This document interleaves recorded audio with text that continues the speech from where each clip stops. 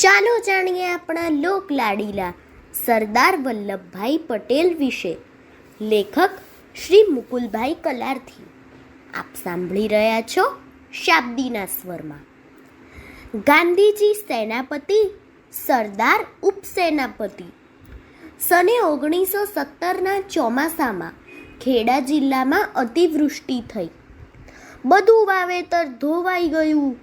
આમ ચોમાસું પાક નિષ્ફળ ગયો. પરંતુ મહેસૂલની બાબતમાં સરકારી અમલદારોએ કશો ફેરફાર ન કર્યો. શ્રી મોહનલાલ પંડ્યાજીએ આ સામે વિરોધ જાહેર કર્યો. પંડ્યાજીને ગાંધીજી અને સરદારનો સાથ મળ્યો એટલે પછી પૂછવું જ શું? ખેડા સત્યાગ્રહ શરૂ થયો. એનું સુકાન વલ્લભભાઈએ સંભાળી લીધું. વલ્લભભાઈએ આ લડતને પાર પાડી. એનો સુખદ અંત આવ્યો. આ લડતમાં જ ગાંધીજીને વલ્લભભાઈની સાચી ઓળખ થઈ. સરદારને પણ અહીં જ સેવાની દીક્ષા મળી. મહાત્મા ગાંધીજીએ આ બાબતમાં જાહેર સભામાં કહ્યું, સેનાપતિની ચતુરાઈ પોતાનું કારભાર મંડળ પસંદ કરવામાં રહેલી છે. મને વિચાર થયો કે ઉપસેનાપતિ કોણ થશે. ત્યાં મારી નજર વલ્લભભાઈ પર પડી. મારે કબૂલ કરવું જોઈએ કે મેં વલ્લભભાઈની પહેલી મુલાકાત લીધી ત્યારે મને થયેલું કે આ અક્કડ પુરુષ તે કોણ હશે, એ શું કામ કરશે. પણ જેમ જેમ હું વધારે એમના પ્રસંગમાં આવ્યો તેમ તેમ મને લાગ્યું કે મારે વલ્લભભાઈ તો જોઈએ જ.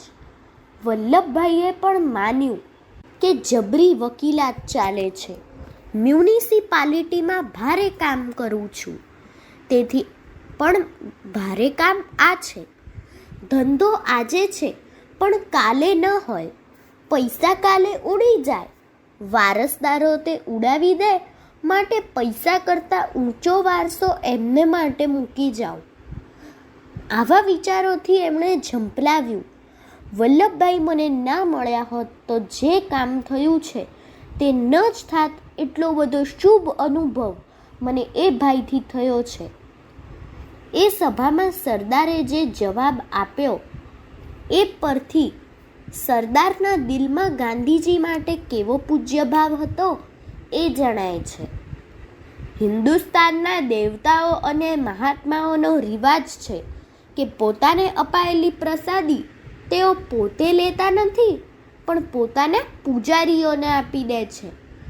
મહાત્માજીએ આજે જે પ્રમાણે બધું મને અર્પણ કર્યું, ખરી રીતે મેં કંઈ જ કર્યું નથી. અસ્તુ.